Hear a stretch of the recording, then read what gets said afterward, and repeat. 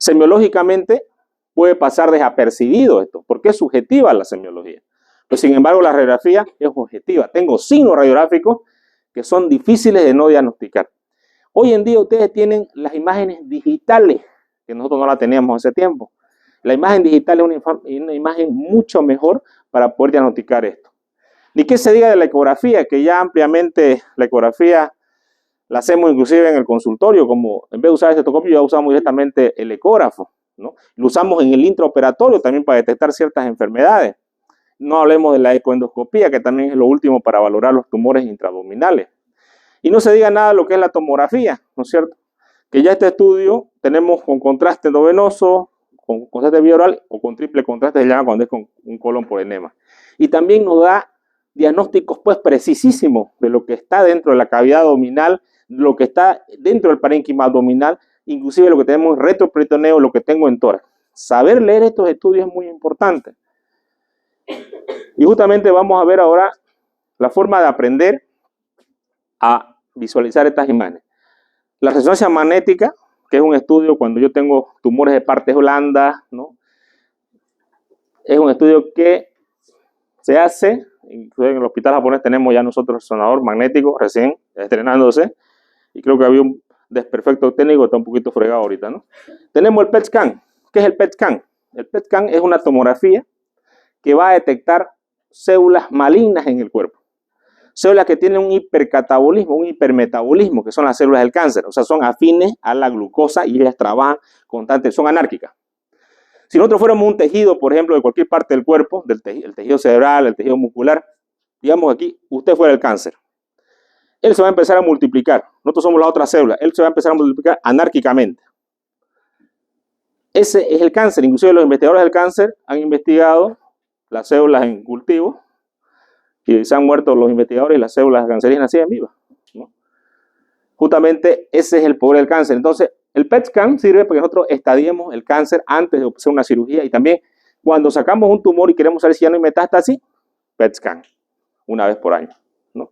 En Bolivia creo que tenemos en La Paz, creo que aquí en una clínica iban a poner, todavía no hay, pero cuando nosotros necesitamos para saber cómo va la evolución del cáncer, pedimos un PET scan. O para estar seguros si es cáncer realmente, pedimos un PET scan, ¿no? Tenemos la biopsia, patológico más PET scan, diagnóstico certero. Los tratamientos siempre se van a dividir en médicos y tratamientos quirúrgicos. Dentro de los tratamientos médicos y quirúrgicos también nosotros podemos usar casi muchos de estos estudios. Por ejemplo, la fluoroscopía. ¿Qué es la fluoroscopía? Es un estudio de rayos X dinámico. ¿Cuándo lo puedo utilizar? Cuando quiero probar la vía biliar, por ejemplo, yo pongo un contraste y puedo ver en tiempo real cómo está la vía biliar. Si yo tengo un paciente que me llegó con una lesión a nivel del esófago y sospecho que hay una perforación del esófago, le puedo dar a tomar contraste, hidrosoluble o liposoluble, va a depender, y voy a poder ver en tiempo real cómo el contraste entra por el esófago y se ve la perforación. Entonces, esto me va a dar una fidelidad en los diagnósticos y en los tratamientos, después de una sutura, una anastomosis que yo haga, por ejemplo. Ustedes saben que la mayoría de las cirugías que nosotros hacemos los cirujanos consiste en anastomosis, ¿no? Que vamos a hacer, o suturas que vamos a suturar cierta parte del tubo digestivo, o extracciones que vamos a hacer. Entonces, también nosotros podemos corroborar nuestra sutura con un estudio contrastado del tubo digestivo, por ejemplo. Puedo detectar muchas enfermedades, y cuando hablo de la fluoroscopía, hablo en tiempo real. Acá tenemos, por ejemplo, ustedes pueden ver una radiografía simple de abdomen. Aquí ustedes pueden ver un drenaje de Kerr, un tubo de Tenker que está en la vía biliar, donde ustedes pueden observar el contraste. O sea, esta es una colangiografía porque está dibujando la vía biliar, colangiografía, ¿no? La vía biliar tiene una vía biliar, como ustedes pueden ver, es igual que un árbol, que es algo que está allá afuera, por ejemplo. Tenemos una vía biliar intrahepática y una vía biliar extrahepática, ¿no es cierto? Y este drenaje, que es un Kerr, está directamente llegado ahí, o sea, al colédoco, y yo puedo observar el diámetro. ¿Qué es el diámetro? Eso es algo que tiene que quedar grabado. Diámetro, longitud, son cosas importantes que ustedes tienen que quedar grabado. La anatomía nos dice el diámetro normal. Si yo tengo una dilatación, que significa que el diámetro está más aumentado. ¿Cuánto mide el colédoco? 4 a 6 milímetros. Más de eso, yo puedo hablar de dilatación de la vía biliar. Entonces aquí yo puedo observar, por ejemplo, que hay una dilatación de la vía biliar, ¿no? ¿O no? ¿O está bien? ¿O está normal eso? Está dilatado. Ya. Y también si está estrecho, ¿qué es? Hablamos de estenosis, ¿no es cierto?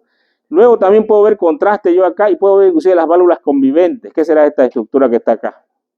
Que viene del colédoco y sale ahí. ¿Qué será? Bien, el duodeno. Acá veo una tomografía de abdomen de un paciente, donde yo puedo observar, por ejemplo, aquí un lito bastante grande y acá una vesícula que prácticamente es una vesícula palpable. Este signo se conoce como signo de Courvoisier-Terrier.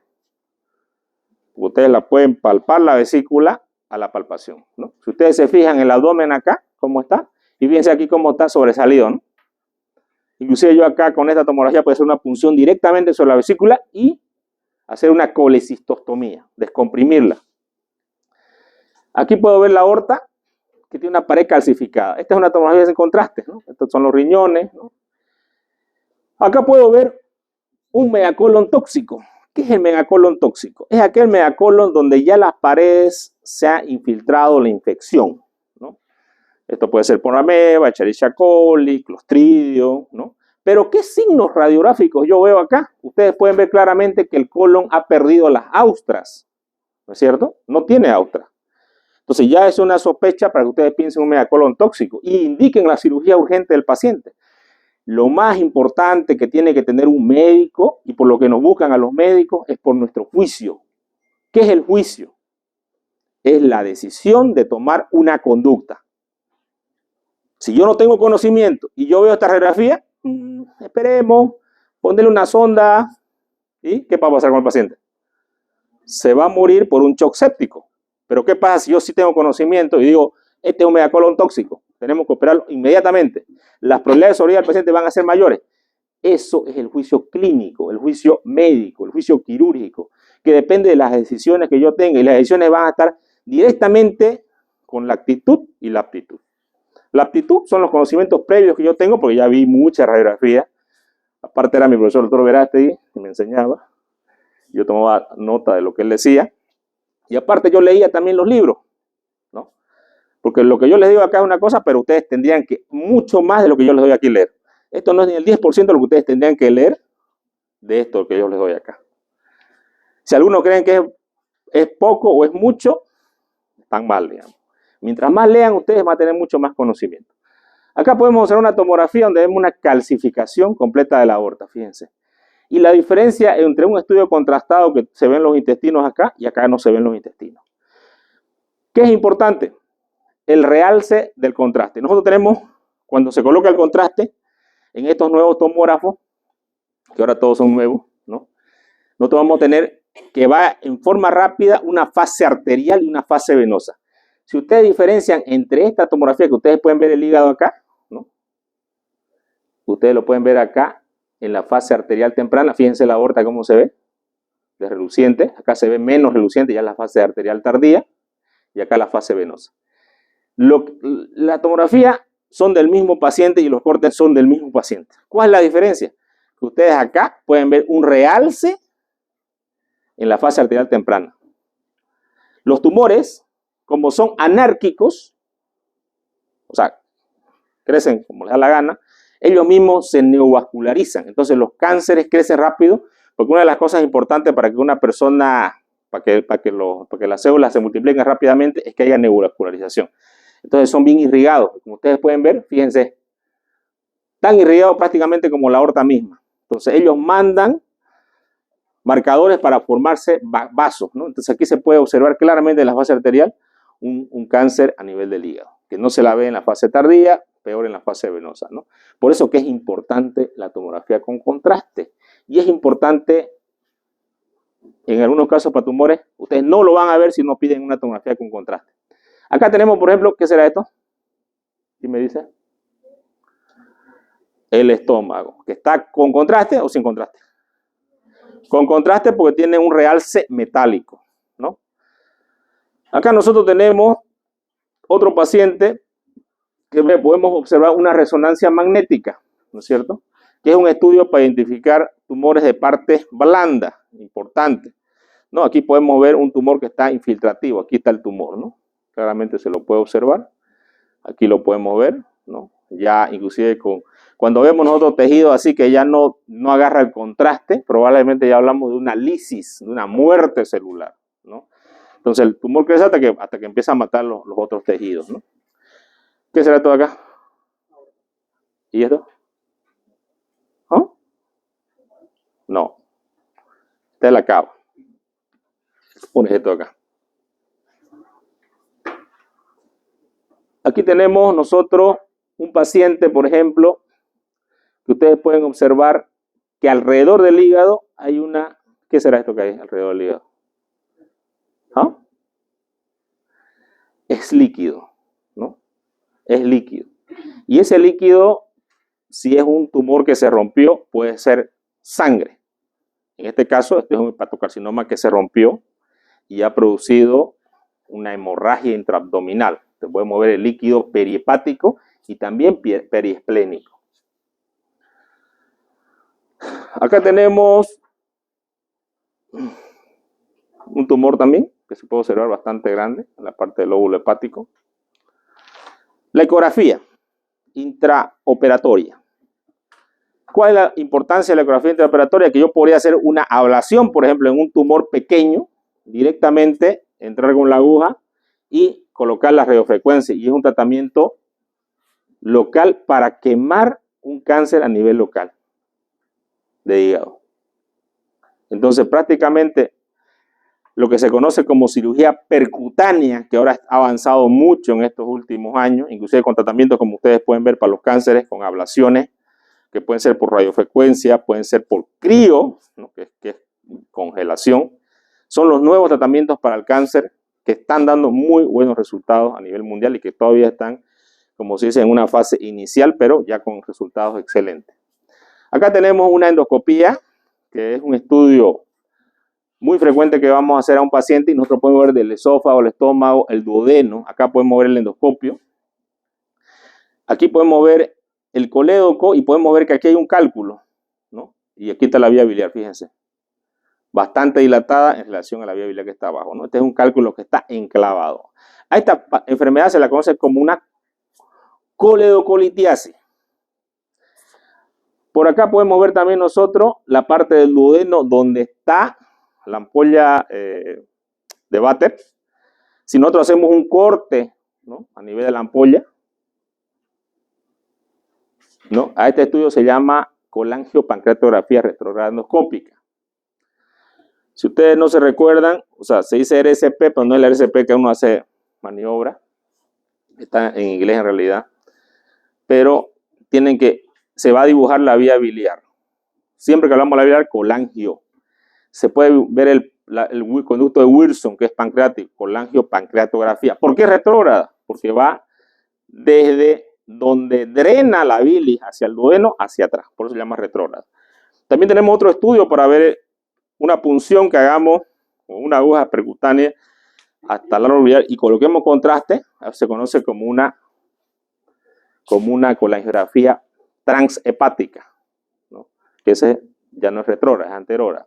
¿Para qué nos sirven los estudios estos importantes? Cuando yo hago una cirugía, por ejemplo, y quiero saber si el paciente mejoró o no, después de una cirugía, como en este caso, porque veo muchos clips acá. Entonces, el paciente entró en una cirugía y cliparon los... Pero yo veo acá unas imágenes facetadas, ¿no es cierto? Característica de los cálculos dentro del árbol biliar, del colédoco. Si es colédoco, hablamos de coledocolitiasis. Acá podemos ver la unión del conducto de Wilson, que normalmente tendría que desembocar acá abajo, está quedando allá arriba. A eso se conoce como una unión defectuosa. Pero ¿qué problemas puede tener el paciente? El paciente, debido a la secreción de enzimas, va a haber un reflujo hacia la parte superior de la vía biliar. Y las amilasas, ¿no? Las enzimas que son proteolíticas van a hacer que haya como hay reflujo de la secreción pancreática hacia arriba, se va a empezar a dilatar. A esta enfermedad se la conoce como quiste de colédoco, que tiene varios grados. Grado 1, hablamos de un quiste de colédoco fusiforme a nivel del colédoco, pero ya hablamos también de la enfermedad de Caroli, que son los quistes de colédoco a nivel intrahepático, como ustedes pueden ver aquí en la tomografía, ¿no? Aquí podemos ver un quiste grado 1, por ejemplo, bastante grande, bastante dilatado, Podemos observar también un quiste de colédoco aquí contrastado. Fíjense ustedes que al quiste de colédoco con contraste, fíjense la magnitud, ¿no? El tamaño del quiste de colédoco. Esta es una enfermedad que es debida a la mala inserción, o sea que es un defecto embriológico, ¿no? ¿Y cuál es el problema con esta enfermedad? Puede derivar a un cáncer de la vía biliar, a lo que se conoce como colangiocarcinoma. Generalmente se operan en niños porque aparece en niños, el paciente va a presentar ictericia. Algunos pacientes nos aparecen en adultos, pero jóvenes, de 20 años, 23 años, y aparecen siempre con ictericia, fiebre, ¿no? Y siempre aparecen como una colangitis. O sea, algunos pacientes entramos en quirófanos y el hallazgo es intraoperatorio cuando no hacemos algún estudio previo. Entonces, este es el quiste de colédoco. Acá tenemos un viloma, ¿no? Pueden observar ustedes, ¿no? Una imagen hipodensa, ¿no? Que corresponde a un viloma. Probablemente por un procedimiento que se hizo a nivel intrahepático, como una RCP, que hicieron canalizar y pues sangró, ¿no? Aquí tenemos el duodeno, ¿no? Y tenemos el colédoco, ¿no? Lo podemos ver claramente. Aquí se lo ha canalizado por el conducto cístico y lo podemos evidenciar muy claramente. Acá tenemos una colangiopancreatografía por resonancia magnética, donde se puede observar que hay fuga del contraste del árbol biliar. O sea, normalmente tendría que verse el árbol biliar, pero se ve que hay fuga del contraste. ¿Qué me indica que hay fuga? Me indica que hay una lesión probablemente del conducto cístico en este caso. Acá yo puedo ver un defecto, ¿no es cierto? El árbol biliar no lo veo completamente. Acá hay un defecto. Probablemente se trata de una lesión quirúrgica de la vía biliar. Entonces, los estudios son importantes para identificar este tipo de lesiones y para corroborarlas. Acá tenemos también otro que se hace la cirugía precutánea. Yo puedo colocar drenajes para la parte externa, como esto acá, como un catéter que está colocando, fíjense, ¿no? Por un tumor que tiene el paciente, y va a comunicar para que la bilis baje para abajo y lo que no baje salga para el otro lado, ¿no? Y de esta forma hacer que el paciente no vaya a tener ictericia o la ictericia disminuya. Dependiendo de un cáncer, le vamos a hacer algo paliativo al paciente. Aquí vamos a ver un pequeño video, ¿no? Donde ustedes pueden observar cómo entra la aguja. Fíjense aquí la aguja que está entrando. Esta es una ecografía. Se está entrando la aguja. Va a entrar aquí a la vía biliar, dilatada que está, y se le va a dejar un drenaje. ¿No? ¿Ven la aguja? Eso se llama cirugía percutánea guiada por ecografía. Ahí está la aguja. Ahí está la aguja. Y llegó. Ahora se hace el método de Selinger, que es meterle un catéter, se saca la aguja recta, le están sacando la aguja ya, queda el catéter dentro, que es un catéter semirrígido, y luego le van a poner una sonda para que esto sirva de drenaje, ¿no? O para colocar contraste y visualizar la vía biliar.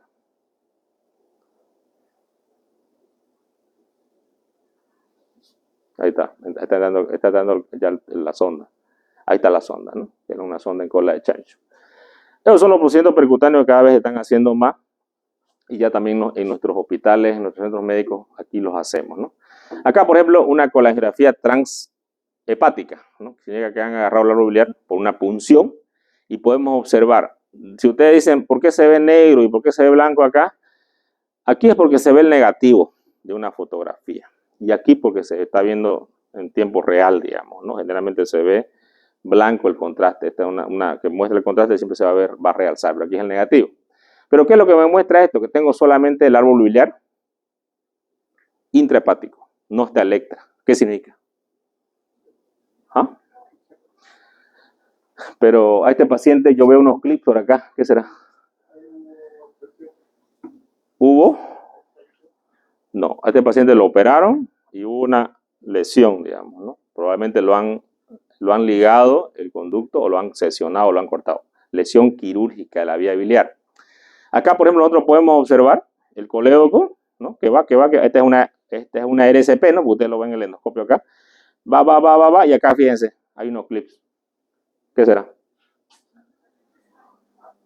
Se debe ligar y cortar el colédoco o no? No, digamos, no. O sea, esa es una lesión de la vía biliar. ¿Ya? Entonces, aquí claramente se ven los clics. El paciente después de la cirugía empieza a presentar ictericia, ¿no? Esta lesión ha pasado recién nomás, hace poco, hace 2 meses. Pasa en las clínicas, en los hospitales, aquí en Argentina, en todas partes del mundo, porque muchas veces los médicos no tenemos cuidado o bueno, algún detalle pasa en la cirugía y podemos cometer este error. Obviamente, no hay que cometerlo, digamos, ¿no? Y si lo comete, hay que resolverlo. Obviamente, si el paciente confía todavía en uno, ¿no? Si no confía, ya va a buscar otro médico que se lo resuelva.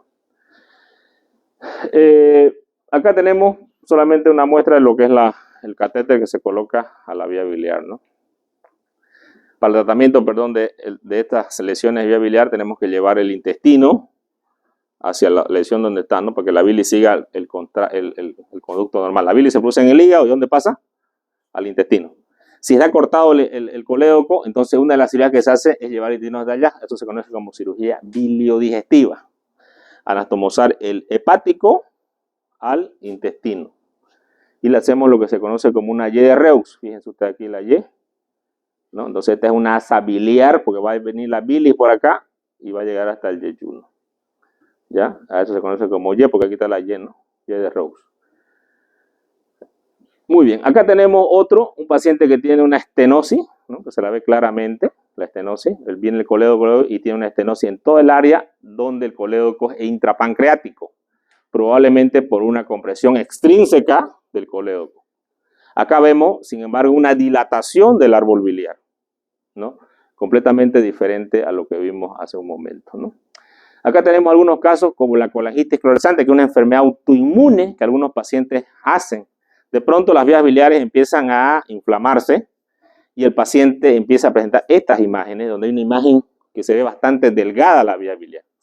Generalmente estas enfermedades, la colangitis esclerosante, lleva infecciones y al final el paciente tiene que ir a un trasplante hepático, ya porque es una enfermedad autoinmune, ¿no? A veces se puede observar también, en este caso estamos viendo con una ecografía, una imagen completamente dismórfica de lo que es la vesícula, y se trata de un cáncer de vesícula biliar, ¿no? Acá podemos observar en una tomografía una lesión hipodensa, ¿no? Una tomografía contrastada. ¿Qué es esto? Aorta, cava, intestino delgado, ¿no? Esto vendría a ser lo que es el estómago duodeno, y acá yo veo una área hipodensa, ¿no? Esta área hipodensa podría tratarse de un absceso o también de una neoplasia, no lo sé. Acá podemos ver una imagen lítica, o sea, hipodensa, pero heterogénea. Homogénea cuando todo es más o menos del mismo, pero heterogénea cuando no cambia de. Y aquí podemos observar, ¿no? Aquí se trata de un cáncer de vesícula, donde al paciente le han puesto un stent. ¿Qué es un stent? Es un tubo que va a hacer que pase la bilis desde el árbol biliar hasta el duodeno, ¿no? Entonces, este es un stent, simplemente para que lo tengan ustedes. Tenemos los stents biliares, también si se acuerdan los stents cardíacos, ¿no? La coronaria se tapa y le pasan un stent coronario. Son parecidos, pero son más pequeños, ¿no? Tenemos dos tipos de stent, un stent que es de plástico y un stent que es autoexpansible. El stent de plástico es este de acá, ustedes lo pueden ver, y se lo coloca hacia arriba. Entonces, por aquí pasa la bilis hasta el duodeno. Con eso, si cimiento estérico va a disminuir. No es un tratamiento definitivo, es un tratamiento momentáneo, dependiendo cuál ha sido la causa de la estenosis.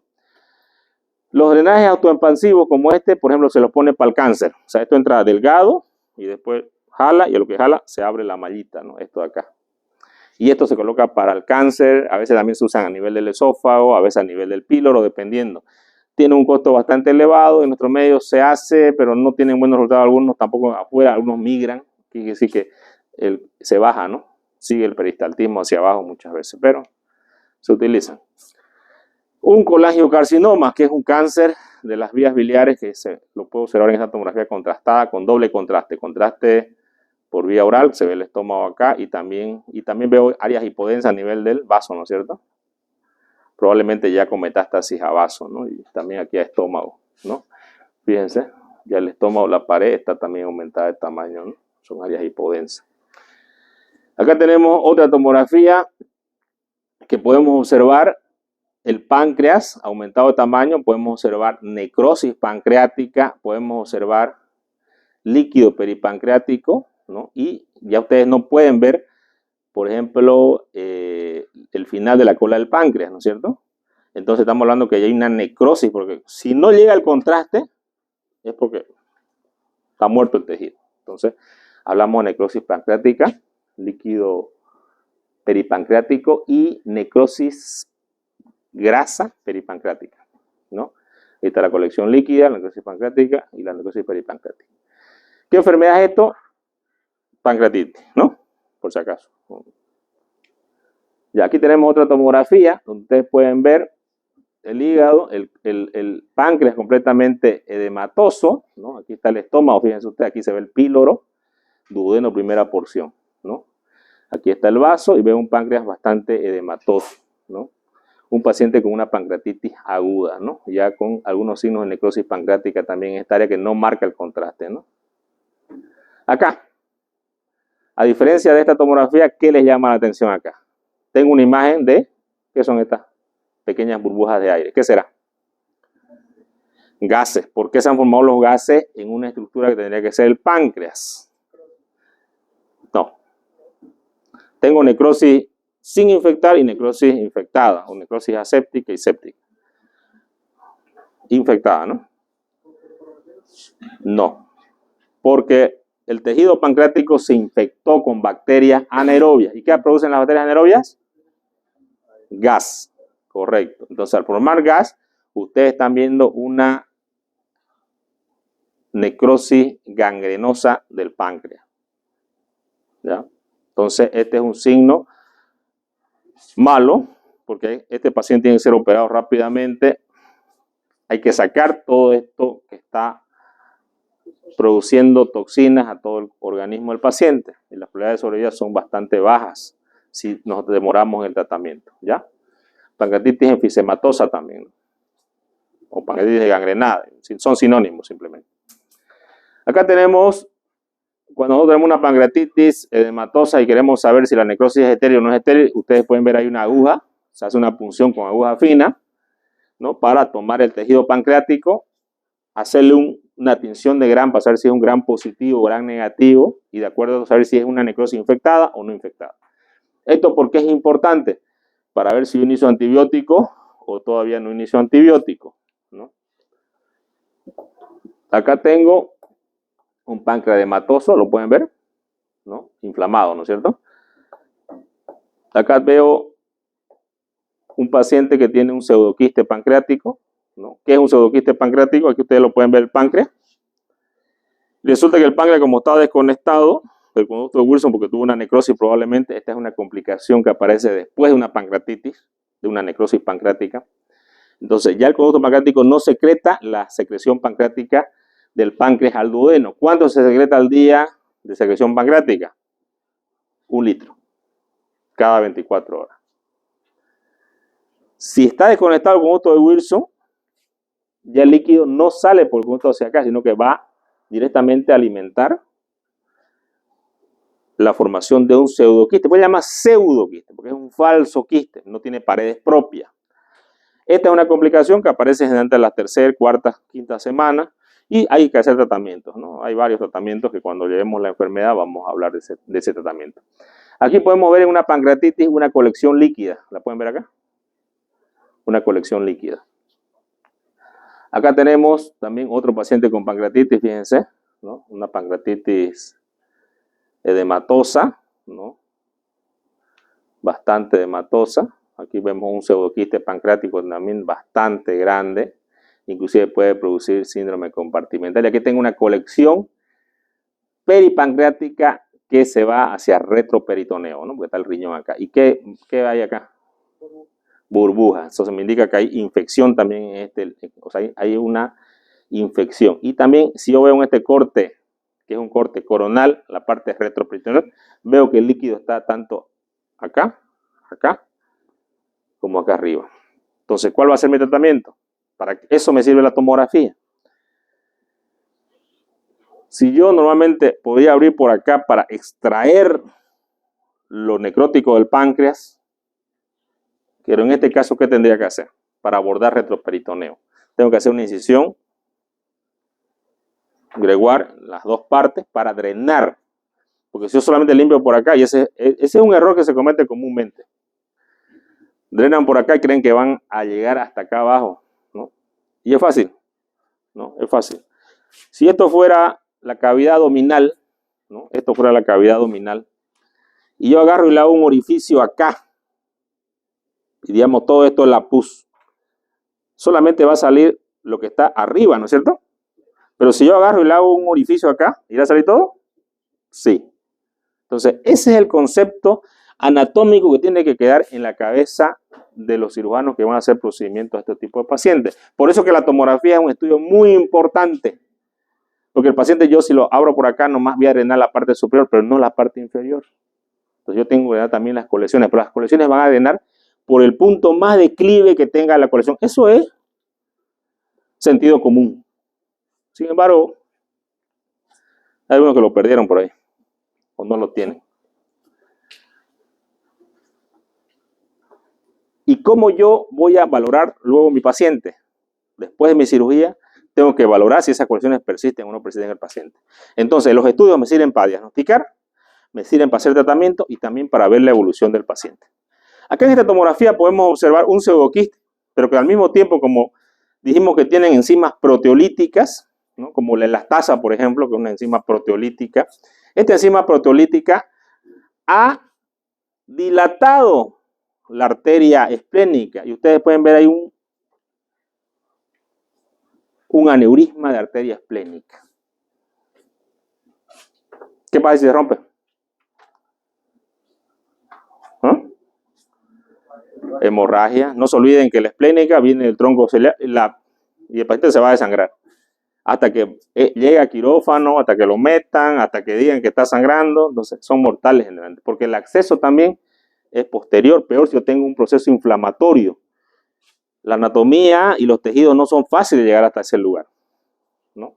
Pero si yo lo detecto en la tomografía, inclusive le puedo hacer una cirugía endovascular, o sea, puedo llamarle endovascular y el endovascular puede entrar, ¿no? Y colocarle un coil por dentro, ¿no? Y se acabó el pseudoneurisma, ¿no? O sea, embolizarlo. Aquí tenemos una angiografía, que hoy en día ha sido reemplazada ya por la angiotomografía. La angiotomografía es un estudio donde nosotros podemos ver también los vasos y podemos reconstruir los vasos de cualquier parte del cuerpo.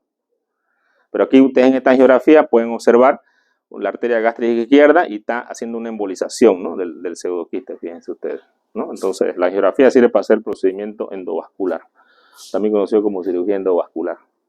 Acá tenemos un paciente que se le ha hecho un catéter para drenar el pseudoquiste, ¿no? Uno de los tratamientos es colocar un drenaje transgástrico tipo Malecot, que tiene una cabecita, ¿no?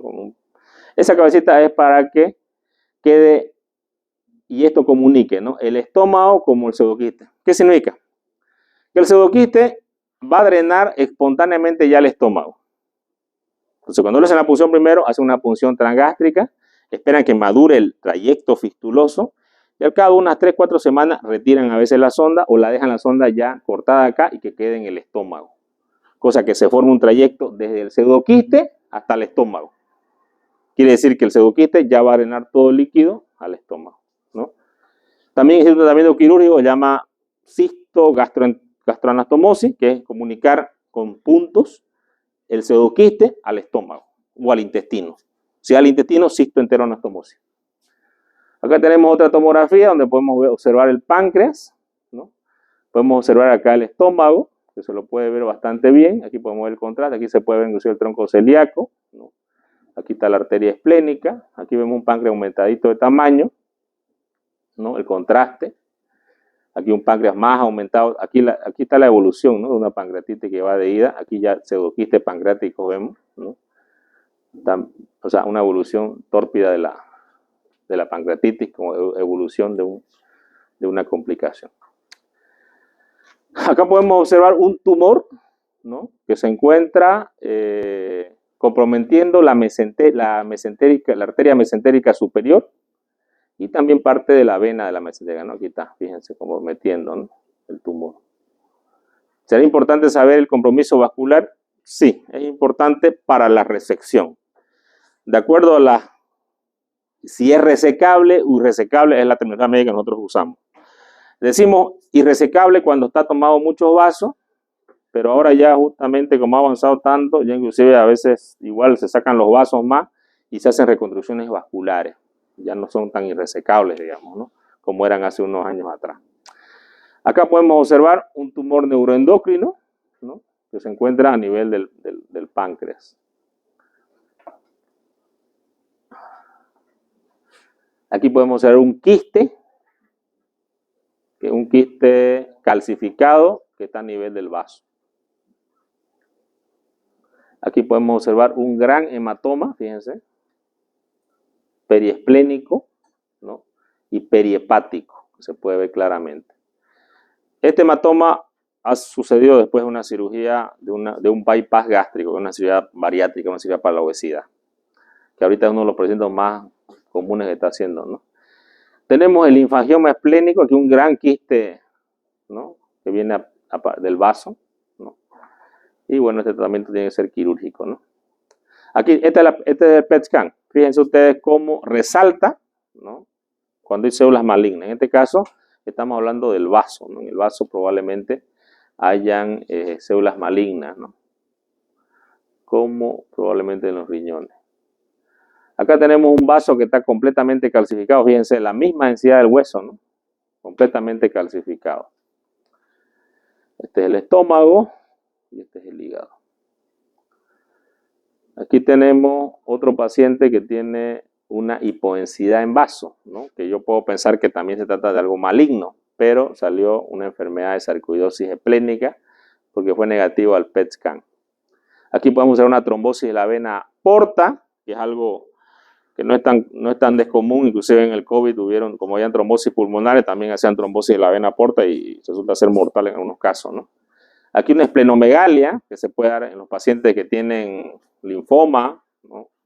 El vaso crece bastante grande y este vaso va a producir. Aquí tenemos una RSP, ¿no? Que el que la hace, ¿no? Aquí inclusive hay un dibujo donde muestra los cálculos y pone un stent, ¿no? Porque no pudo extraer los cálculos.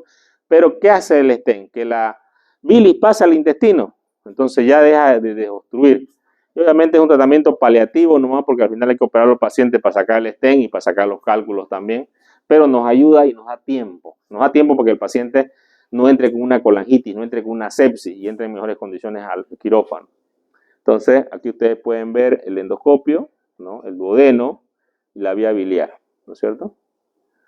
Y los cálculos que se pueden observar, ¿no? Esta es una colangioresonancia magnética, que es un estudio que hacemos cuando no podemos hacer SCP en un paciente o hacemos una bilioobjetiva o queremos valorar nosotros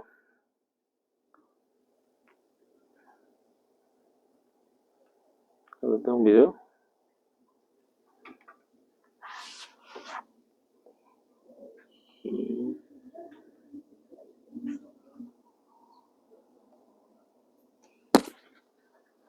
¿Hay video o no hay video? ¿Pero era video? Era video, creo. Ah, no, ¿no? Me engañé. Bueno, este es el estudio que va adentro, que se hace al paciente. Oh. ¿Qué pasó? Ah, ya.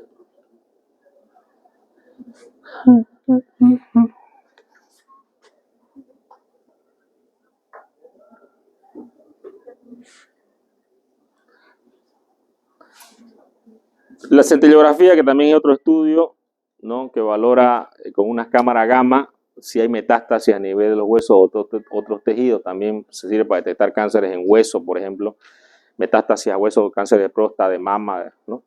Y otros cánceres. Nosotros en la parte de cirugía tenemos enfermedades inflamatorias, enfermedades infecciosas, también enfermedades tumorales. También tenemos nosotros hoy en día la tomografía en 3D, donde podemos ver en 3 partes, de abajo a arriba, y podemos tener reconstrucciones del macizo facial. Tenemos también la colonoscopía virtual, que sin hacer una colonoscopía, con un colonoscopio, el tomógrafo nos reconstruye todo lo que eso hay en nuestro medio, sí hay en nuestro medio. Aquí así más o menos se ve en la pantalla, ¿no? Podemos ver la parte, y esto sirve mucho para los cirujanos, para que sepamos cuál va a ser nuestro plan quirúrgico, qué es lo que vamos a hacer en caso de los neurocirujanos, porque vamos a operar la parte de la columna, por ejemplo, ¿no? Nosotros en los cirujanos, cuando vamos a operar el colon y queremos saber si tiene una enfermedad o un cáncer, hasta dónde llega ese tumor, o un divertículo, hasta dónde llega ese tumor, ¿no? Aquí tenemos la colonoscopia virtual, ¿no? Que lo que hace es viajar por acá.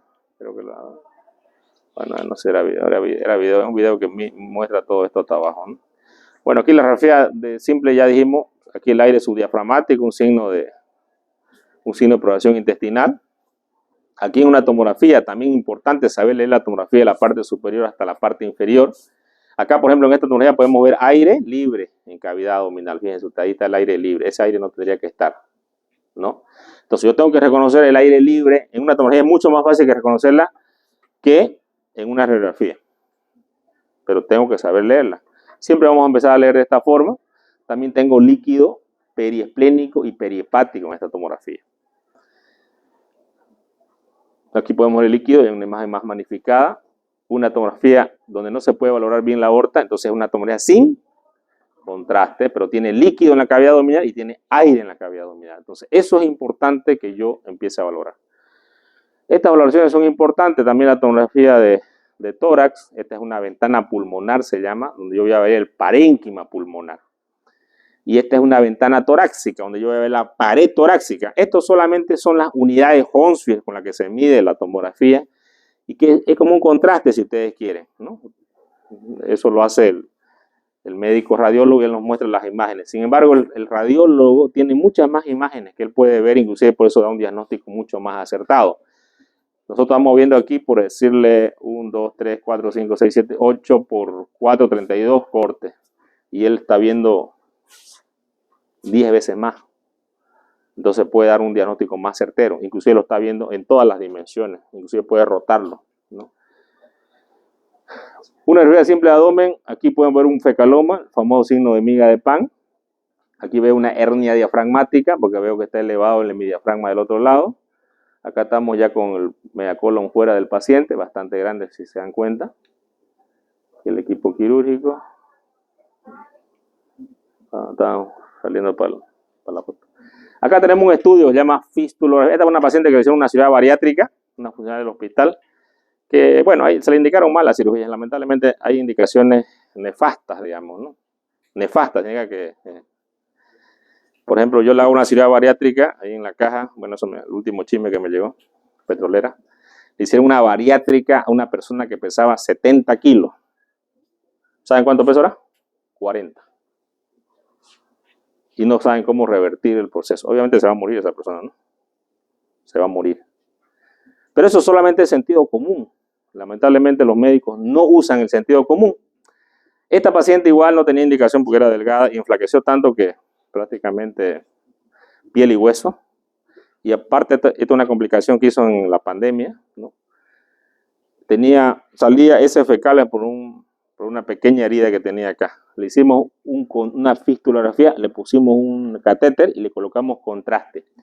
Y ese contraste llegó a el colon, el ángulo esplénico del colon. Si se fijan ustedes, está en el ángulo esplénico. Este estudio se llama fistulografía, ¿ya?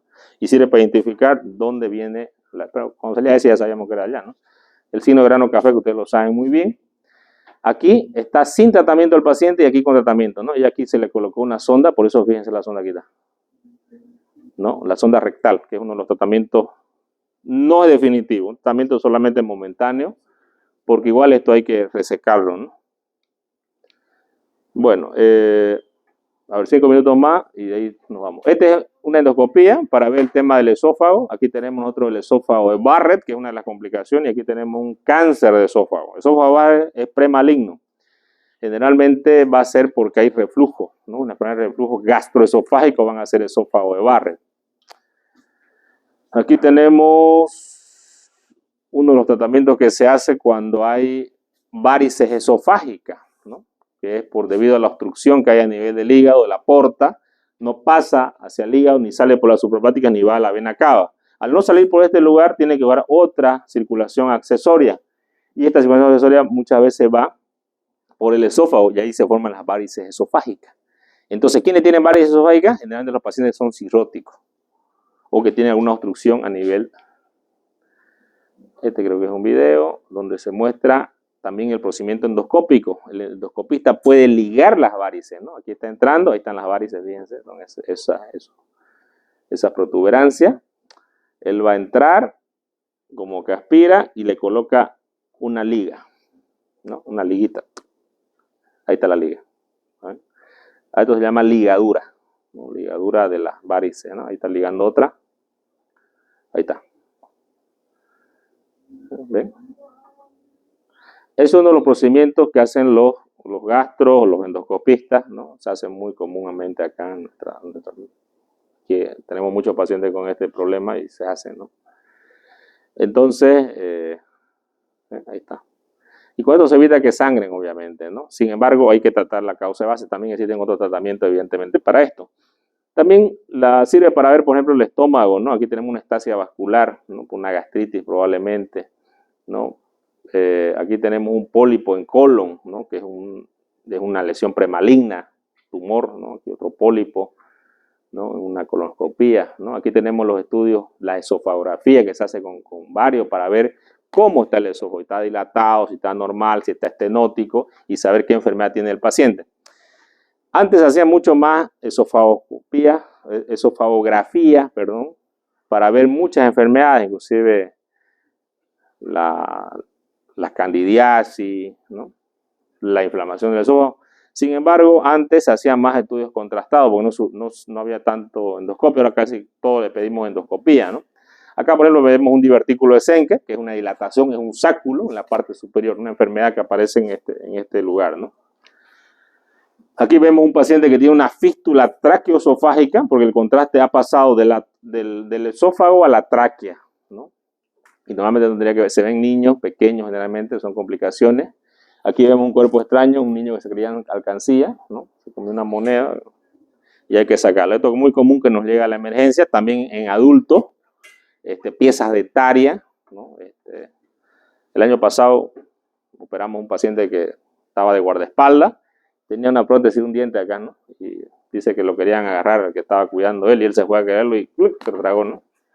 Quisieron sacarlo por endoscopía, no pudieron, ¿no? Estaba acá la prótesis, lleva varios días, y bueno, yo cabalmente llegué al turno y lo operé, ¿no? Le saqué, pero obviamente le abrí el esófago, le hice una esofagostomía para sacarlo por acá, ¿no? Nos quedamos acá, 6 de la tarde. ¿Tienen clase, no? ¿Práctica?